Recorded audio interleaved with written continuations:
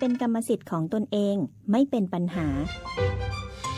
ทอส.เปิดให้กู้ยืมเพื่อที่อยู่อาศัยไม่ว่าจะปลูกสร้างอาคารซื้ออุปกรณ์สิ่งอำนวยความสะดวกเพื่อประโยชน์ในการอยู่อาศัยหรือจะกู้เพื่อชำระเบี้ยประกันชีวิตคุ้มครองสินเชื่อผ่อนชำระไม่น้อยกว่า3ปีและไม่เกิน40ปีโดยอายุผู้กู้รวมกับระยะเวลาที่ขอกู้ต้องไม่เกิน70ปีอัตราดอกเบี้ยที่แท้จริงตลอดอายุสัญญาสินเชื่อปลูกสร้างที่อยู่อาศัยบนที่ดินของตนเองสินเชื่อสำหรับลูกค้าปลูกสร้างที่อยู่อาศัยบนที่ดินที่เป็นกรรมสิทธิ์ของตนเองสนใจแอดไลน์ GHB Buddy ทอส.แพร่โทร 0546214905 หรือสอบถามเพิ่มเติมธนาคารอาคารสงเคราะห์ใกล้บ้านเจริญมอเตอร์เบนซ์มาพบกับชาวจังหวัดแพร่อีกครั้งนำรถ Mercedes-Benz RT GLA 200 C-Class E-Class GLC SUV และล่าสุด CLA 250 Plus รถพลังงานไฟฟ้าวิ่งไกลถึง792กิโลเมตรสัมผัสประสบการณ์การขับขี่สุด Exclusive พร้อมรับข้อเสนอที่ดีที่สุดเฉพาะวันอาทิตย์ที่16สิงหาคมนี้ที่ร้านร่มไม้ใหญ่เวลา 9 นาฬิกาถึง 16 นาฬิกาวันเดียวเท่านั้นสอบถามโทร 053-220-951 หรือคลิก Facebook Benz เจริญมอเตอร์เชียงใหม่วิทยุแห่งประเทศไทยจังหวัดแพร่ FM 91 เมกะเฮิรตซ์ ให้ความรู้คู่ความสุข ที่นี่สถานีวิทยุกระจายเสียงแห่งประเทศไทยจังหวัดแพร่ส่งกระจายเสียงด้วยระบบ FM สเตอริโอมัลติเพล็กซ์ความถี่ 91 เมกะเฮิรตซ์ จากนี้ไปติดตามรับฟังรายการร้อยเรื่องราวข่าวสารเมืองแพร่ทุกวันจันทร์ถึงวันศุกร์เวลา 11 นาฬิกาถึง 12 นาฬิกาช่วงสื่อสารสาธารณสุขโดยงานเผยแพร่ประชาสัมพันธ์สำนักงานสาธารณสุขจังหวัดแพร่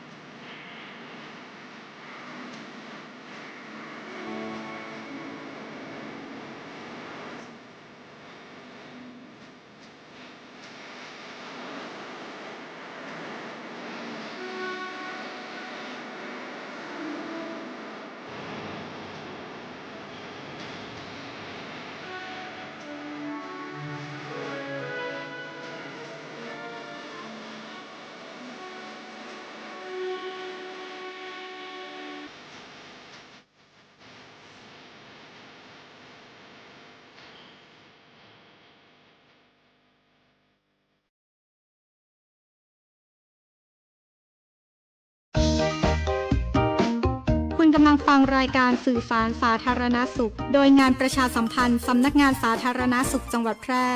ทางสวทแพร่ FM 91 เมกะเฮิรตซ์ สวัสดีค่ะคุณผู้ฟังขอต้อนรับคุณผู้ฟังทุกท่านเข้าสู่ช่วงของร้อยเรื่องราวข่าวสารเมืองแพร่สื่อสารสาธารณสุขโดยงานเผยแพร่ประชาสัมพันธ์สำนักงานสาธารณสุขจังหวัดแพร่นะคะก็อยู่เป็นเพื่อนกัน1ชั่วโมงตรงนี้ค่ะเป็นประจำในทุกวันศุกร์วันนี้เราเจอกันศุกร์ที่7สิงหาคมพุทธศักราช2569นะคะผ่านมา1สัปดาห์เนาะในช่วงของเดือนสิงหาคมนะสัปดาห์แรกผ่านไปนะคะก็ผ่านมาแล้วครึ่งปีด้วยนะคุณผู้ฟังใครที่ยังไม่ได้เริ่มทำอะไรเลยเนาะบางท่านบางคนบอกว่ารอปีหน้า นะคะเริ่มเลยก็ได้นะคะคุณฟังไม่ต้องรอนะคะ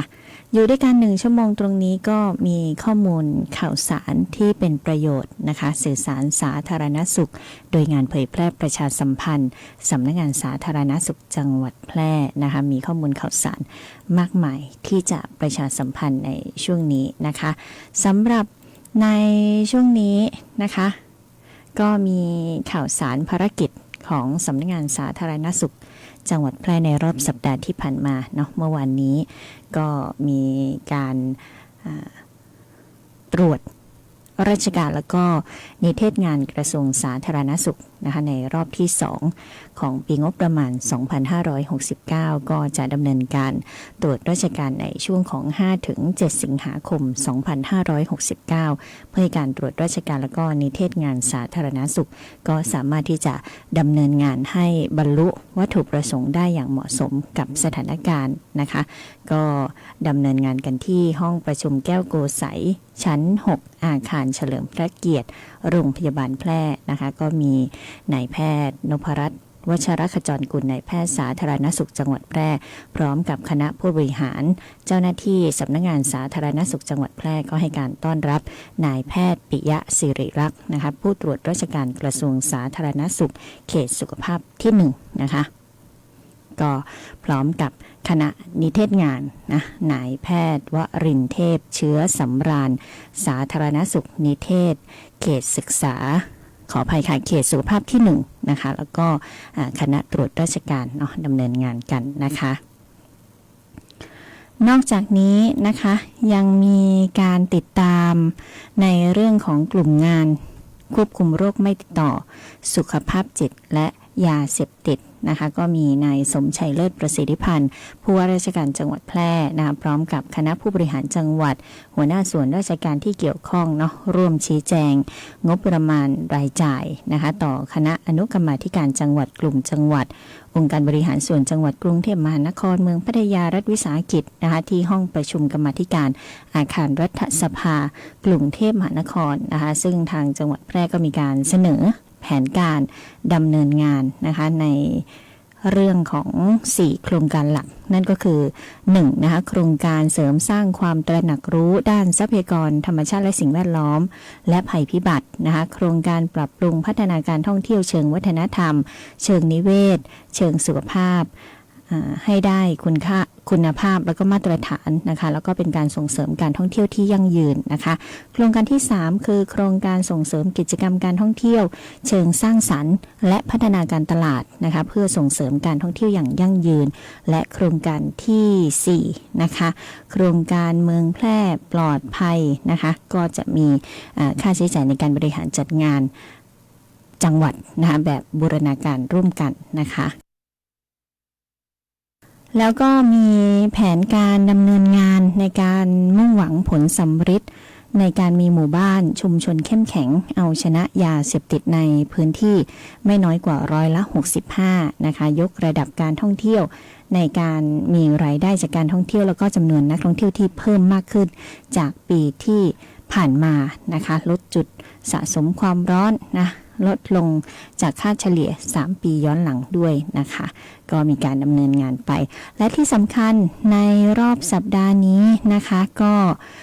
ย้ำเตือนนะคะในเรื่องของโรคไข้หมูดิบไข้หูดับนะคะคุณผู้ฟังโดยจังหวัดแพร่เนี่ยก็ได้เตือนให้เฝ้าระวังไข้หูดับ จากการบริโภคเนื้อหมูดิบในพื้นที่ของจังหวัดแพร่นะคะโดยศูนย์วิทยาศาสตร์การแพทย์ที่1เชียงใหม่ก็ร่วมกับศูนย์วิทยาศาสตร์การแพทย์ที่1เชียงรายและศูนย์วิทยาศาสตร์การแพทย์ที่10อุบลราชธานีนะคะก็มีการเก็บตัวอย่างตรวจวิเคราะห์เนื้อหมูดิบในเขตพื้นที่ของจังหวัดแพร่ค่ะก็เพื่อจะเป็นการเฝ้าระวังความปลอดภัยด้านอาหารประจำปีงบประมาณ 2569 นะคะก็มีการลงพื้นที่แล้วก็ได้รับการสนับสนุนจากสำนักงานสาธารณสุขจังหวัดแพร่และสำนักงานปศุสัตว์จังหวัดแพร่นะคะก็มีผลการตรวจเนื้อหมูดิบจากตลาดสดแล้วก็โรงฆ่าสัตว์นะคะเพื่อตรวจหาเชื้อนะคะเนื้อหมูดิบทั้งหมดนะคะที่สุ่มตรวจก็มี42ตัวอย่างนะพบเชื้อ 83.3% คุณผู้ฟังนะพบหมูที่มีเชื้อไข้หูดับนะคะแล้วก็พบสายพันธุ์ที่ก่อโรคในคนถึง 34.3% นะคะการตรวจพบสารพันธุกรรมของเชื้อก็ไม่สามารถที่จะใช้ยืนยันการมีเชื้อที่มีชีวิตหรือว่าความสามารถในการก่อโรคได้โดยตรงนะคะแต่พบเนื้อหมูดิบนะคะที่มีเชื้อนะคะพบเชื้ออยู่ 83.3% นะคะซึ่งก็จะมีวิธีการป้องกันนะคะเพื่อเตือนภัยให้กับผู้บริโภคนะคะได้หลีกเลี่ยงการเจ็บป่วยด้วยโรคนะคะวิธีการป้องกันนะคะรับประทานอาหารรับประทานหมู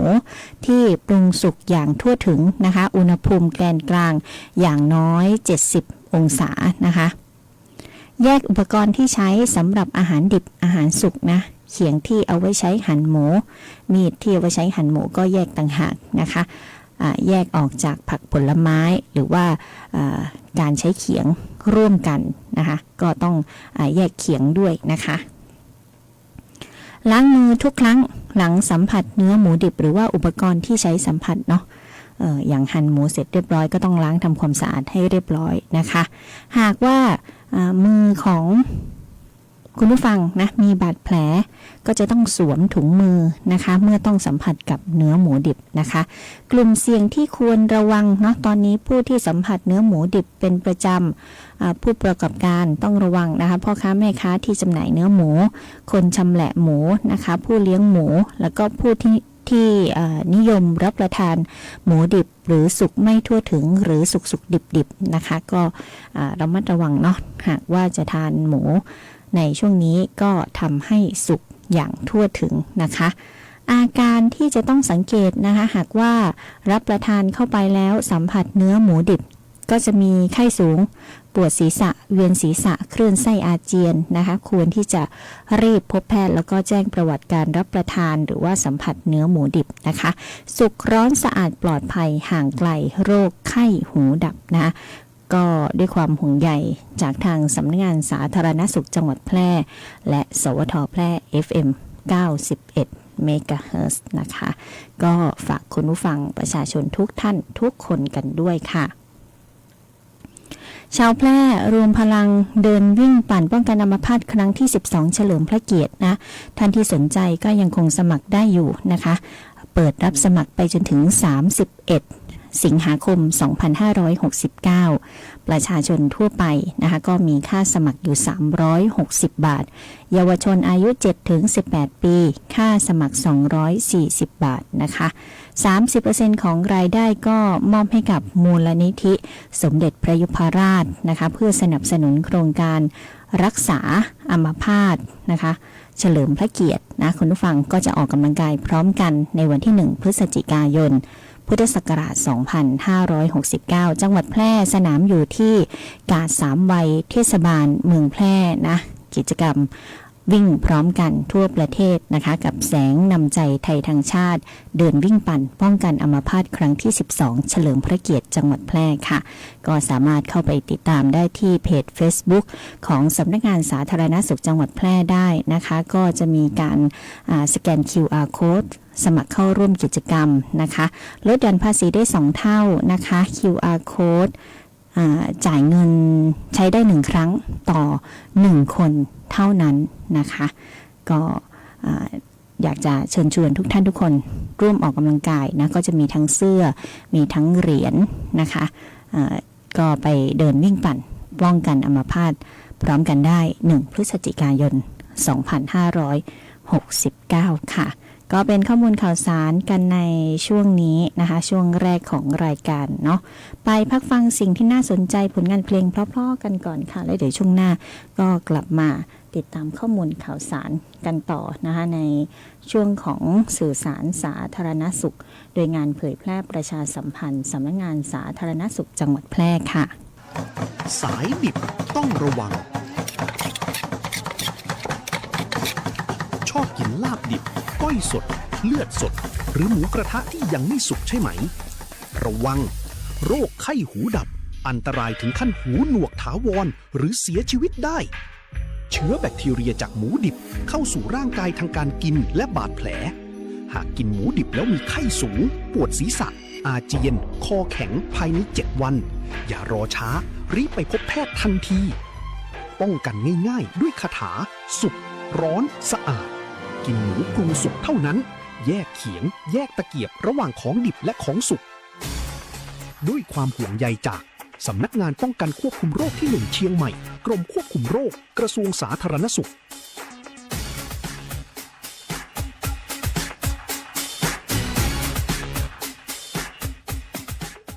การสูญเสียครั้งสำคัญที่เขาต้องจำทั้งชีวิต ถ้าวันนั้นผมไม่ปล่อยให้เขาอยู่ลำพังก็คงไม่เจอเหตุการณ์ที่เลวร้ายเสียใจและทรมานค่ะเพราะความประมาทฉันจึงต้องสูญเสียลูกไปจะดีแค่ไหนถ้าวันนี้คุณเริ่มใส่ใจทุกวันนี้ต้องดูแลลูกตลอดไม่ให้ใกล้แหล่งน้ำเลยครับสอนให้เขารู้จัก3 ก.ค่ะอย่าใกล้อย่าเก็บอย่าก้มและจะดีไม่น้อยถ้าชุมชนร่วมมือผมเนี่ยเป็นผู้ใหญ่บ้านครับเรื่องเด็กจมน้ำไม่มีแน่นอนเพราะผมและลูกบ้านเนี่ยเฝ้าระวังและเตือนภัยในชุมชนอยู่เสมอ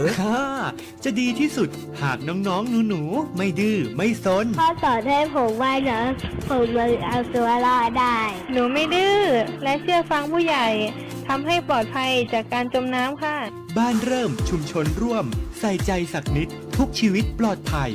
ด้วยความปรารถนาดีจากสำนักโรคไม่ติดต่อกรมควบคุมโรคกระทรวงสาธารณสุขปัจจุบันการเคลื่อนย้ายแรงงานระหว่างประเทศของไทยเริ่มเปลี่ยนแปลงโดยเฉพาะอย่างยิ่งการเคลื่อนย้ายแรงงานจากประเทศเพื่อนบ้านได้แก่เมียนมาลาวและเวียดนามโครงสร้างของประชากรที่เปลี่ยนแปลงไปสู่สังคมสูงอายุจึงมีความจำเป็นที่ต้องนำแรงงานต่างด้าวมาทดแทนกำลังแรงงานไทยที่ยังไม่เพียงพอในหลายกิจการสำนักงานจัดหางานจังหวัดแพร่เป็นหน่วยงานหลักที่ให้บริการจัดหางานแก่ประชาชนทุกกลุ่มเป้าหมายรวมถึงการควบคุมการทำงานของคนต่างด้าวซึ่งปัจจุบันได้นำระบบ e-work permit เข้ามาอำนวยความสะดวกในการให้บริการแก่นายจ้างสถานประกอบการและแรงงานต่างด้าวในกระบวนการการรับคำขอการแจ้งการทำงานของคนต่างด้าวและการผลิตใบอนุญาตการทำงานทั้งนี้สามารถรับชมวิดีทัศน์การให้บริการผ่านระบบ e-work permit ได้ที่เพจ Facebook สำนักงานจัดหางานจังหวัดแพร่หรือสอบถามรายละเอียดเพิ่มเติมผ่านแอปพลิเคชัน LINE Official S435DEAQA หมายเลขโทรศัพท์ 0545117721 หรือ 0545118807 และสายด่วนกรมการจัดหางาน 1506 กด 2 สำนักงานจัดหางานจังหวัดแพร่มุ่งให้นายจ้างและแรงงานต่างด้าวได้รับการคุ้มครองตามกฎหมายอย่างเป็นธรรมเทศกาลเดินทางจะใกล้หรือไกลความอุ่นใจต้องมาก่อนขึ้นเครื่องลงเรือเดินทางไกลบาดเจ็บกระเป๋าหายบัดต้องวันใจเพราะมีประกันภัยคุ้มครองสบายใจได้ทุกทริปแค่3 ชอติดใจสำหรับคุณเช็คชัดชัวร์เช็คกรมธรรม์ประกันภัยการเดินทางให้พร้อมชัดเจนกับเงื่อนไขกรมธรรม์และความคุ้มครองชัวร์ได้เลยหากมีกรมธรรม์ประกันอุบัติเหตุการเดินทางที่พร้อมบริการฉุกเฉิน24 ชั่วโมงชัดทุกเช็คชัวร์ทุกทริปสายด่วนคปภ1186คปภคุ้มครองผู้ทำประกันภัยคุ้มครองคุณวันเข้าพรรษาของทุกปีถือเป็นวันงดดื่มสุราแห่งชาติเชิญชวนงดเหล้าเข้าพรรษาปลอดเหล้าปลอดโรคปลอดภัยห่างไกลโควิด -19 ด้วยวิธี1ลด3เพิ่มลดการดื่มแอลกอฮอล์เพิ่มเงินในกระเป๋าเพิ่มภูมิคุ้มกันร่างกายเพิ่มความสุขในครอบครัวประเมินความเสี่ยงได้ที่สถานพยาบาลทุกแห่งหรือผ่านเว็บไซต์ติดเหล้ายัง .com สายด่วนเลิกเหล้า1413และงดเหล้าเข้าพรรษาออนไลน์ได้ที่ www.stopdrink.comเอา เอาเลขเข้ามาเลขดังเลขเด็ดเลขไหนก็ไม่ให้โชคเท่าเลขนี้เลขอะไรคะเลขบัตรประชาชน13หลักไงยืนยันว่าเราเป็นคนไทยและมีสิทธิ์หลักประกันสุขภาพครับคนไทยทุกคนที่มีเลขประจำตัวประชาชน13หลักที่ไม่มีสิทธิ์ในการรักษาพยาบาลตามกฎหมายประกันสังคมไม่มีสิทธิสวัสดิการรักษาพยาบาลของข้าราชการพนักงานรัฐวิสาหกิจหรือสวัสดิการรักษาพยาบาลอย่างอื่นที่รัฐจัดให้ทุกคนจะเป็นผู้มีสิทธิ์หลักประกันสุขภาพสอบถามรายละเอียดได้ที่สายด่วนสปสช1330 You're listening to Radio Thailand 91 FM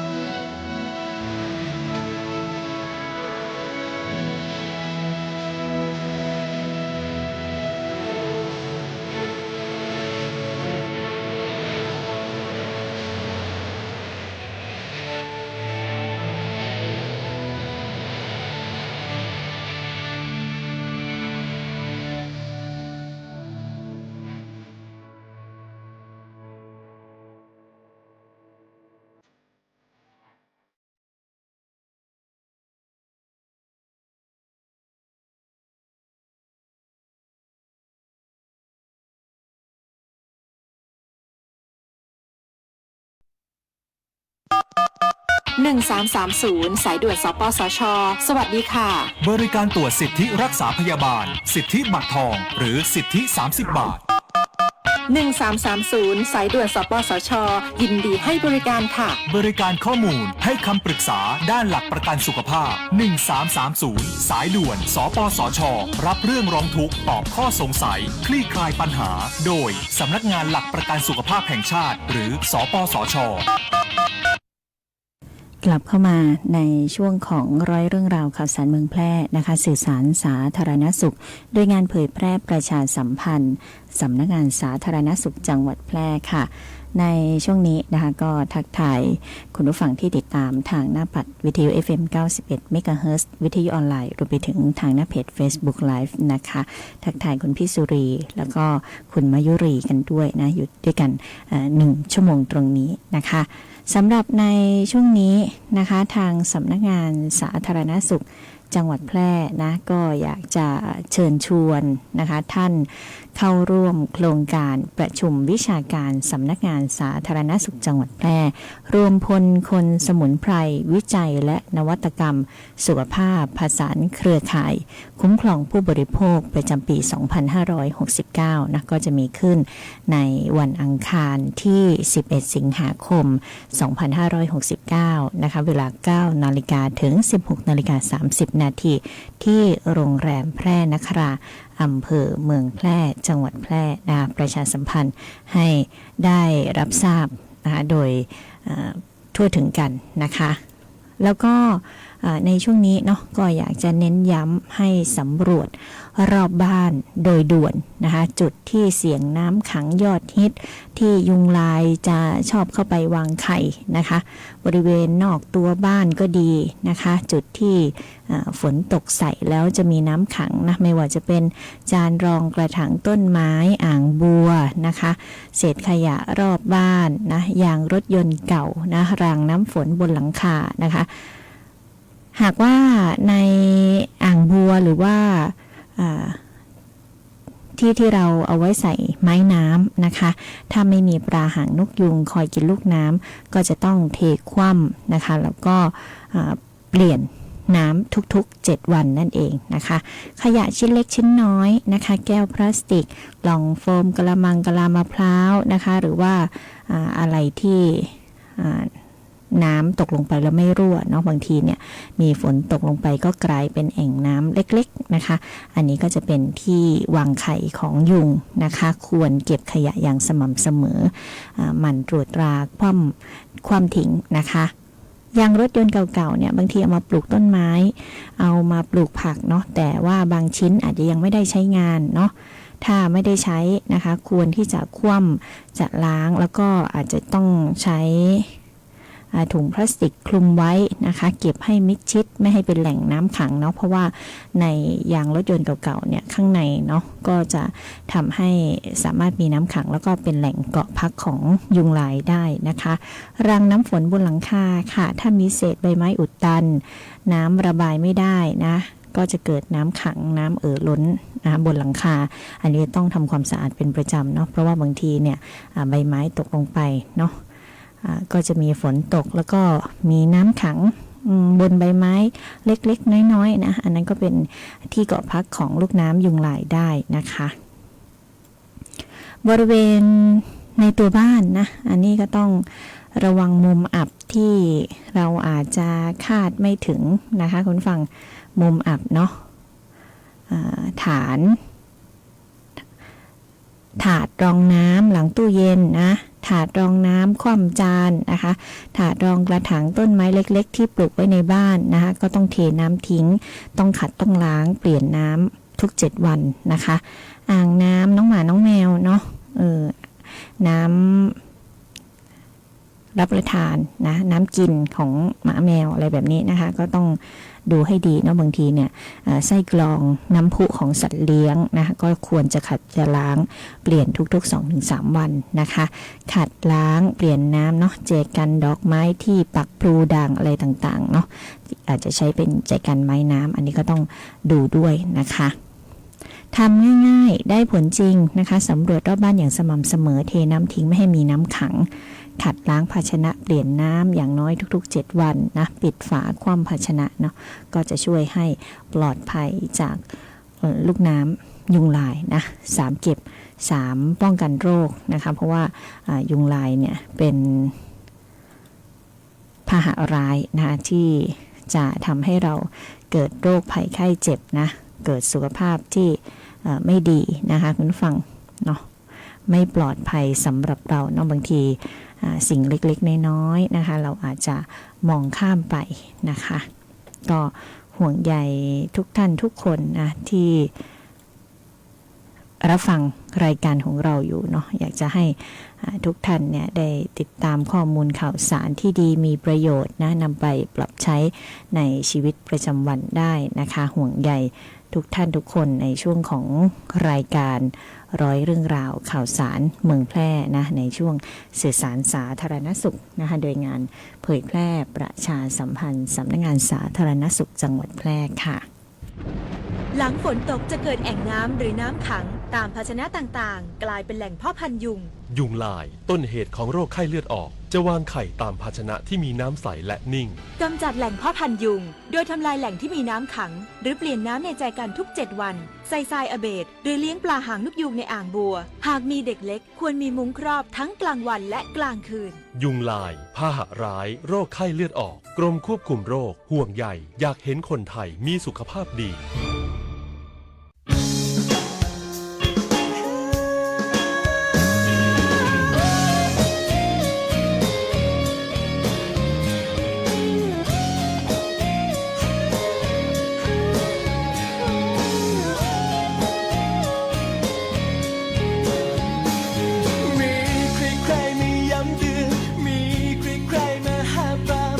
ฉันจะพยายามเพื่ออะไรรู้ตัวเองว่าผิดหวังรู้ว่าเธอไม่สนใจแต่แล้วทำไมฉันยังเฝ้าแต่รอเก็บความหวังไม่มีให้เดินต่อมีคนบอกฉันว่าพอเธอพอยิ่งทำยิ่งเสียใจแต่ที่รู้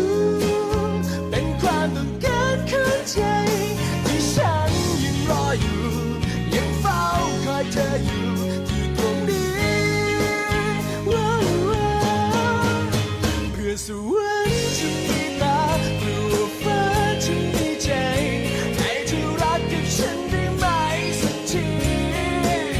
มีชีวิตมาตั้งนานไม่แค่ดูใจเธอคนนี้ให้ฟ้าช่วยมาเมตตาฉันหน่อย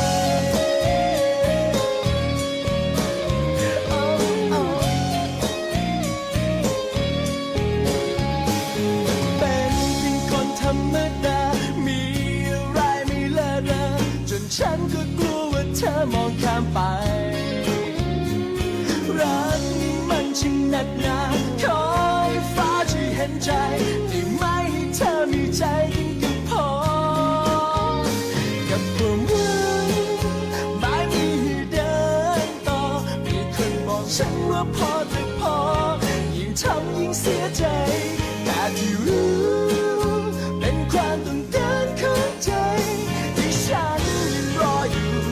ยังเฝ้าคอยเธออยู่ที่ตรงนี้เพื่อสวรรค์จะมีตาเพื่อฟ้าจะมีใจให้เธอรักกับฉันได้ไหมสักทีมีชีวิตมาตั้งนานไม่เคยดูใจดูคนนี้ให้ฟ้าช่วยมาเมตตาฉันหน่อย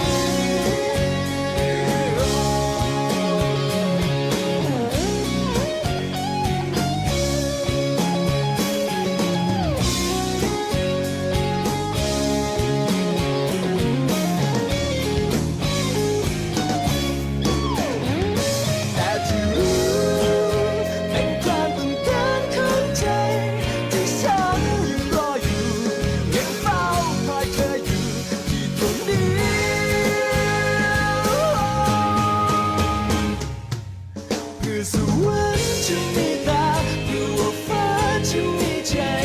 ให้เธอรักกับฉันได้ไหมสักที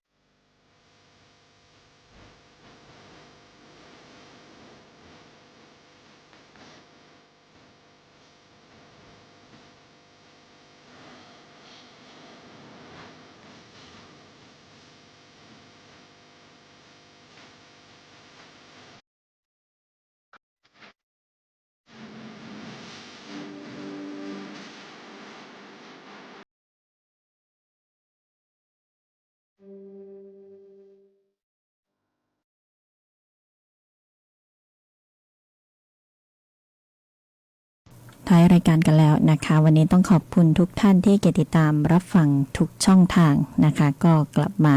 พบเจอกันได้ใหม่เป็นประจำในทุกวันศุกร์นะคะร้อยเรื่องราวข่าวสารเมืองแพร่ช่วงสื่อสารสาธารณสุขโดยงานเผยแพร่ประชาสัมพันธ์สำนักงานสาธารณสุขค่ะวันนี้ดิฉันพิรุณพรแสงสร้อยนะต้องนำรายการจากลาคุณผู้ฟังไปก่อนนะคะพบกันใหม่ได้ในวันศุกร์หน้านะคะ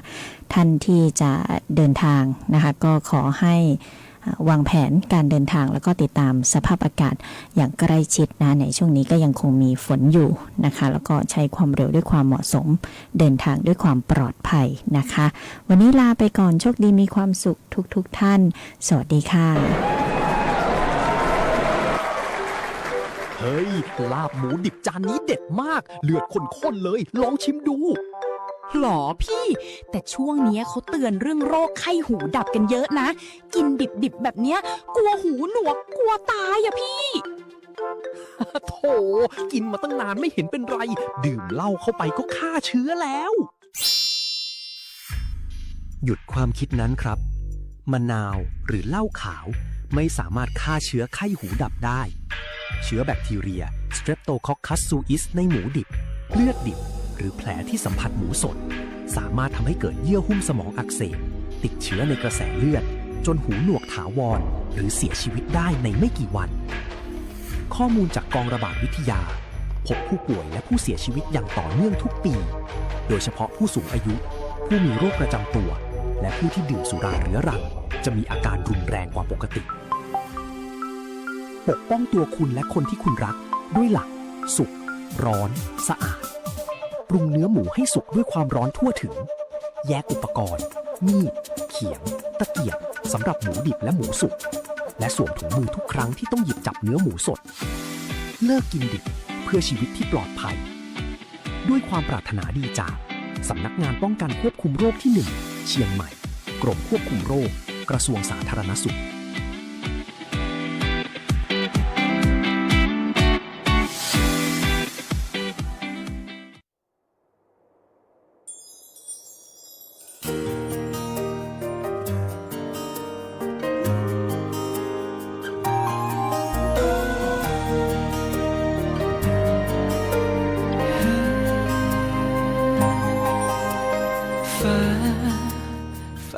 ที่เคยกว้างใหญ่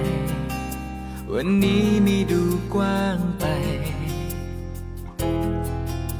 ตั้งแต่เมื่อเธอเดินเข้ามานะวันนี้ใส่จริงยิ่งกว่าไม่มองมันรอยน้ำตาทุกอย่างเปลี่ยนไปก็เพราะเธอไม่เคยมีใครทำให้หัวใจ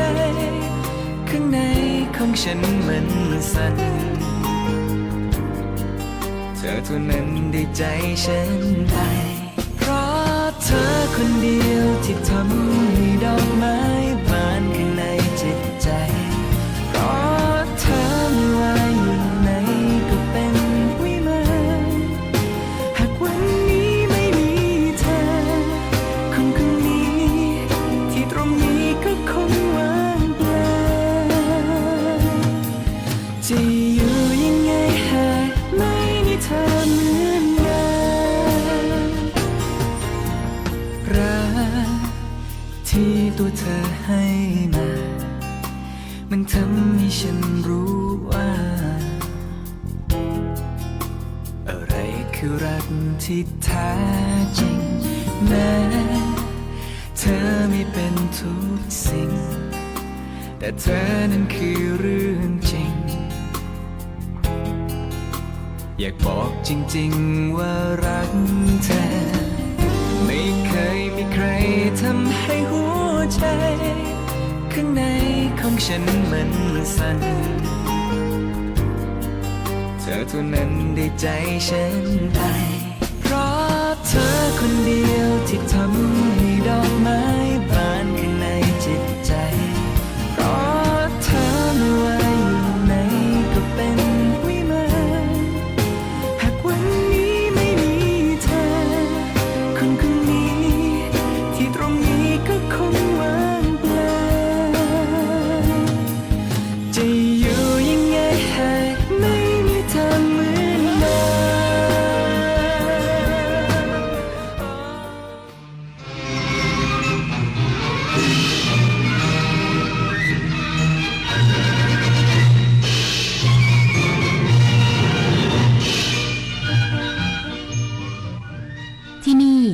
ถานีวิทยุกระจายเสียงแห่งประเทศไทยต่อไปเสนอข่าวซึ่งมีหัวข้อข่าวดังนี้นายกรัฐมนตรีมอบรางวัลผู้ประกอบธุรกิจส่งออกดีเด่นประจำปี 2569 ยืนยันเดินหน้าผลักดันไทยสู่ศูนย์กลางการผลิตและการส่งออกของภูมิภาครัฐบาลเชิญชวนประชาชนร่วมงานศิลปาชีพประทีปไทย O-TOP หลอมดวงใจด้วยพระบารมีที่ Impact เมืองทองธานีเริ่มวันพรุ่งนี้พร้อมใช้สิทธิ์ไทยช่วยไทยพลัส 60-40 ลดค่าครองชีพผู้นำสหรัฐเชื่อว่าสงครามกับอิหร่านใกล้สิ้นสุดลงในไม่ช้าและสหรัฐยังคงมีอาวุธยุทโธปกรณ์ที่มีอำนาจทำลายล้างสูงอยู่อย่างไม่จำกัดทีมวอลเลย์บอลหญิงทีมชาติไทยเตรียมประเดิมสนามวอลเลย์บอลหญิงชิงแชมป์อาเซียน CV Cup 2026 พบฟิลิปปินส์ในวันนี้เวลา 16:30 น.ต่อไปเป็นรายละเอียดของข่าว